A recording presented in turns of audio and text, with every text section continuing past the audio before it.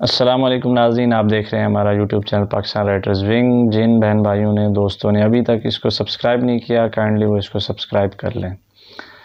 ہماری رمضان کی یہ اس وقت کی جو ویڈیوز ہیں اور رمضان ٹرانسمیشن کے حوالے سے خلاصہ قرآن مجید کی ہیں۔ آج ہم 14ویں پارے کا خلاصہ آپ کی خدمت میں پیش کریں گے۔ بسم اللہ الرحمن الرحیم۔ 14ویں پارے کے شروع میں اللہ رب العالمین نے اس امر کا ذکر کیا ہے کہ کافر رسول اللہ صلی اللہ علیہ وآلہ وسلم کی ذات اقدس کو تنقید کا نشانہ بناتے ہوئے یہ کہتے ہیں کہ اگر آپ صلی اللہ علیہ وآلہ وسلم سچے ہیں تو ہمارے لیے فرشتے کیوں لے کر نہیں آتے؟ اللہ تعالیٰ نے ان کے اعتراض کا جواب دیتے ہوئے کہا ہے کہ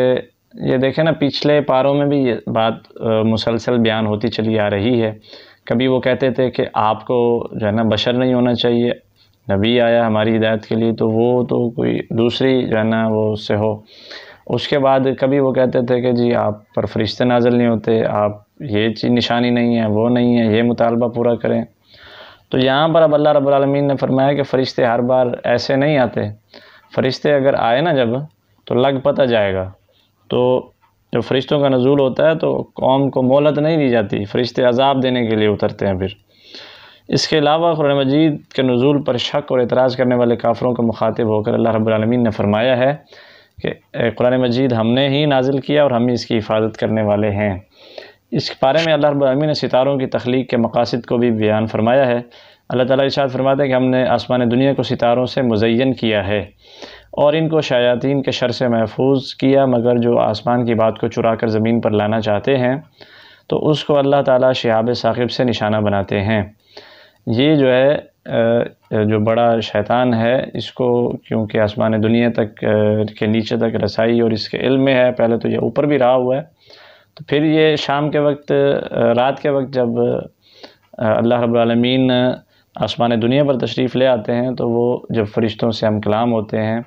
تو یہ کوئی بات اور ہوتی ہے، یا فرشتے آپس میں کوئی گفتگو کرتے ہیں تو یہ جو ہے نا اس کے نیچے رہ کے ٹو لگانے کی کوشش کرتا ہے۔ تو پھر وہ ایک پورا نیٹ ورک ہے شیاطین کا، شیطانوں کا،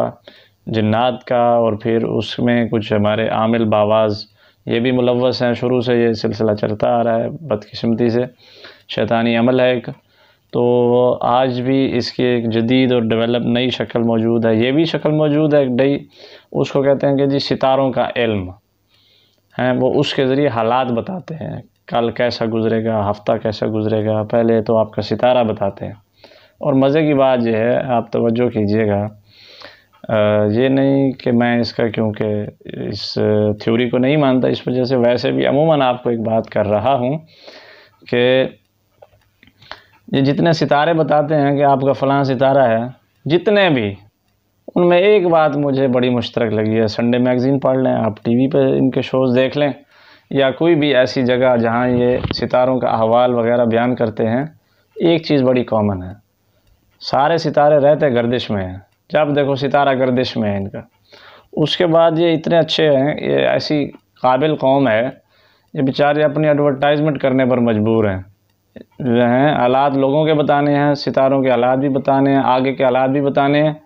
اپنی ایڈورٹائزمنٹ ٹی وی پر ہو رہی ہے، وہ فیس بک پر جو ہو رہی ہے، وہ پہلے دیواروں پہ ہوتی تھی روڈ کی، اب وہ جو ہے نا انٹرنیٹ کی دیواروں پر ہو رہی ہے۔ اس کے بعد یہ اتنے قابل ہیں، یہ لوگوں کو ان کے حالات بتاتے ہیں، ان کی قسمت بتاتے ہیں یہ لوگ، اور بیٹھے ان کی اپنی قسمت چیک کریں، بیٹھے ملتان میں قلعے کی ریڑھ پر ہوتے ہیں، فٹ پاتھ پہ وہاں بیٹھے ہیں۔ یہ اتنے ماشاءاللہ ذہین فتین لوگ ہیں، اور کمال ان پہ ہے، آفرین ان کی ہے جو ان تھیوریز کو درست سمجھتے ہیں اور بڑے دھڑلے سے اس پر عمل کرتے ہیں۔ وہ جی فلاں پتھر آپ نے کرنا ہے، فلاں کرنا ہے، یہ کرنا ہے، بہرحال ان کا ایک نظریہ ہے جس کی کوئی عقلی اپنا نقلی اعتبار سے، نقول کے اعتبار سے، شرعی لحاظ سے کوئی وجود نہیں ہے۔ اس کے بعد اس سورہ میں اللہ رب العالمین نے اس بات کا بھی اعلان فرمایا ہے کہ جو لوگ رسول اللہ صلی اللہ علیہ وآلہ وسلم کا استہزاء کرتے ہیں تو ان سے نمٹنے کے لیے نمبر ایک پر خود اللہ رب العالمین کی ذات کافی ہے اور وہ موجود ہے۔ اب یہ دیکھیں، اللہ رب العالمین نے رسول اللہ صلی اللہ علیہ وآلہ وسلم کے ہر دشمن کو ذلت اور عبرت کا نشان بنایا، جیسا کہ اس دور کے جو تھے ابو جہل، عتبہ، شیبہ، ولید اور امیہ بن خلف، عقبہ بن ابی، یہ آپ صلی اللہ علیہ وآلہ وسلم کا استہزاء کیا کرتے تھے۔ اللہ نے میدان بدر کے اندر ان کو عبرتناک حسرتناک انجام سے دوچار کیا۔ اس کے علاوہ ابو لہب کے ایک بیٹے نے آپ صلی اللہ علیہ وسلم کا استہزاء کیا تو آپ نے اس کے خلاف بد دعا کی کہ اللہ اس پر ایک اپنے کتوں میں سے ایک کتا مسلط کر دے۔ تو اس پر کاروباری سفر کے دوران جنگل میں ایک شیر آیا اور اس کو کھا گیا۔ اب یہاں یہ دیکھیں، ہر دفعہ یہ بات ایک بیان ہوتی ہے جب بھی اس طرح کا کوئی معاملہ پیش آتا ہے کہ قرآن میں تو ایسا نہیں ہے کہ جی آپ سزائیں دیں یا بدلہ لیں۔ بالکل اللہ رب العالمین نے ضابطہ بیان کیا، اللہ بھی کافی ہے، یہ پہلا ضابطہ۔ دوسرا، ملعونین اینما ثقفوا اخذوا وقتلوا تقتیلا، ٹھیک ہے، تو رعایت نہیں ہے۔ دوسری بات یہ ہے کہ اگر رسول اللہ صلی اللہ علیہ وآلہ وسلم بڑے رحیم تھے، بڑے شفیق تھے، انہوں نے اپنے دور میں جی طائف سے پتھر کھایا، یہ مثال یہ والی دی جاتی ہے، طائف سے پتھر کھایا اور کسی کو کچھ نہیں کہا، تو بھائی وہ اس وقت خود شارع کی حیثیت سے، شارع دین شریعت کے شارع علیہ السلام کی حیثیت سے بذات خود موجود تھے، شارع کی حیثیت سے بھی اور اپنی ذاتی حیثیت سے بھی خود موجود تھے۔ خود انہوں نے کیا کیا ہے، انہوں نے طائف والوں کی جس کی یہ مثال دیتے ہیں لوگ، ان کے لیے تو آپ نے دعا فرمائی تھی، پھر اس دعا کو اللہ رب العالمین نے قبول بھی فرمایا۔ جو دیگر گستاخ تھے، اس طرح کے تھے، آپ نے بد دعا فرمائی ہے، یہ مستند روایات کے ساتھ یہ چیزیں ثابت ہیں۔ اور پھر اس طرح کے لوگوں کو آپ صلی اللہ علیہ وسلم نے رعایت کا جو ہے نا رعایت کا مستحق قرار نہیں دیا، تو پھر کون ہوتا ہے رعایت کرنے والا یا کچھ کہنے والا۔ اس کے بعد سورۃ النحل ہے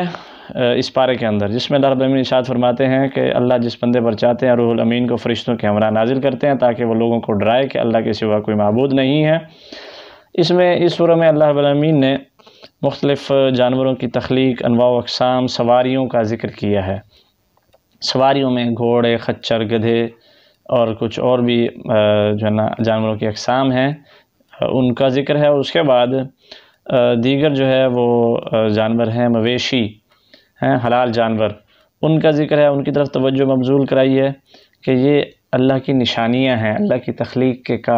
کارنامے آپ چیک کریں، دیکھیں کہ وہ جو چھپائے ہیں ہمارے پاس، گائے ہے، بھینس ہے، بکری ہے، وہ گھاس کھا رہی ہے، پھر وہ اس کے معدے میں جا رہا ہے، اس کا سسٹم دیکھیں آپ کہ اس کا گوبر بھی وہیں موجود ہے، اس کا خون بھی وہیں موجود ہے، اس کے دیگر جو ہے فضلہ بھی وہیں موجود ہے، لیکن اللہ رب العالمین کی تخلیق کا شاہکار دیکھیں کہ ایسا فلٹرائز سسٹم ہے جس پر سائنس بھی دنگ ہے، اور سائنس اس کو نیچر قرار دیتی ہے، وٹامن قرار دیتی ہے، اور اللہ نے اس کو فطرت قرار دیا ہے جو وہاں سے چیز آتی ہے خالص شکل میں دودھ۔ یہ اللہ کی بہت بڑی نعمت ہے، اور یہ سارا نظام میرے اور آپ کے لیے، پوری انسانیت کے لیے ایک نشانی ہے اللہ کی تخلیق کی۔ اس کے علاوہ جو ہے قرآن مجید کے بارے میں کچھ لوگوں کا اعتراض تھا کہ یہ اللہ کی طرف سے نہیں ہے، کبھی کہا کہتے تھے، کبھی کیا کہتے تھے، پھر ایک اعتراض ہوا کہ یہ کوئی نو مسلم صہیب رومی جو ہے وہ آپ کو باتیں سناتا ہے، آپ وہی ہمیں سنا دیتے ہیں، جبکہ قرآن مجید عربی زبان میں ہے اور اس کی حفاظت کا ذمہ بھی اللہ نے خود لیا ہوا ہے۔ تو آج آپ دیکھیں کہ رمضان چل رہا ہے، مساجد میں جائیں، ایک قاری صاحب اگر سنا رہے ہیں، پیچھے نشاندہی کرنے والے، ایک زیر زبر کی غلطی پر بولنے اور ٹوکنے اور لقمہ دینے والے کتنے موجود ہیں، آپ دیکھیں تو صحیح غور تو کریں۔ 3 4 چھوٹی چھوٹی مساجد کے اندر 5 ہر محلے میں اس طرح حفاظ موجود ہیں۔ تو قرآن مجید محفوظ حالت میں ایک زبر زیر کی غلطی کے بغیر، لفظ اور حرف کی غلطی اور کسی بھی قسم کی ترمیم تحریف کے بغیر موجود ہے۔ اس کے علاوہ اللہ رب العالمین نے اس بارے میں اپنی نعمتوں کا ذکر کیا ہے اور